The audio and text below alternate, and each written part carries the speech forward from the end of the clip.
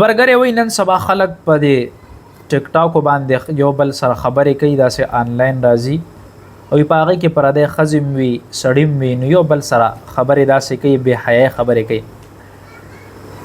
ګورې دا شیزونه ډېر زیات عام شوي دي، روز تر روزه په زوال باندې روان یو.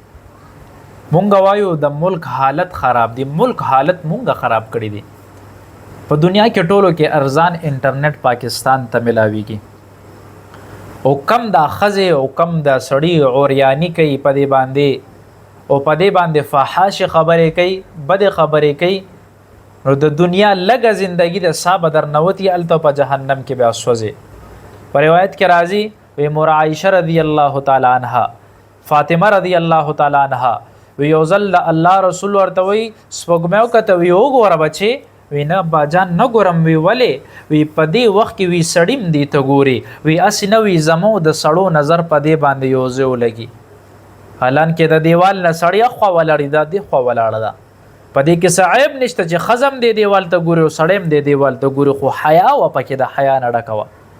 کله چې وفات کیږي وصیت کوي وی زما په جنازه باندې وی کپڑا واچوي چې یاره زما میت زما د وجود اعظام چاته پتون لګي چې دا آزادي دا حیا پرته د پدې کې. نن سبا خزي سرتور سر بلګي سورو پو د پاره او پردو سړی چې یاره غيو به یو ملک ناسي بل نور خلق خبرې ده زمونږ پښتنو ځان شرمولې ده. زمونږ پښتنې خزي پښتانه سړی ان ختی دی الله مال لایک راکا مال دارا کا چیرې ز یو 100 روپیو ګټم او اوریانه خبرې کې خلک مخ کې لګي د آیات ساته د ګناه ابتدا چې کله چاو کا نو د اغي وبال به تر اخره پورې هم د تملاويږي.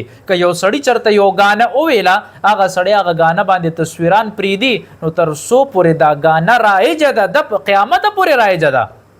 کده ګناه غټي نو د دو ګناه بده ته ملاويږي. دا څه ګناه ولې کې چې هغه ګناه تا ته پدم نه تا پس اکاونټ کیږي تا پس شمار لیکيږي. او مونږ خلک دا څه کو یو الله کو ټیک ټاکر داغه باره کې مکته هغه به دا غانې جوړول او دا سازونه به جوړول. اکسیډنټ کې وفات شو یو مرګري خوب کې وکړو اوس په عذاب کې مبتلا دی د جبې نه کونډه ورته چولې تړلې شوی دی په اور کې سوځي او څه چل شوی دی ویره وی هغه غانې را دی لګیا دی خلک ګوري رزلت عذاب کې مبتلا.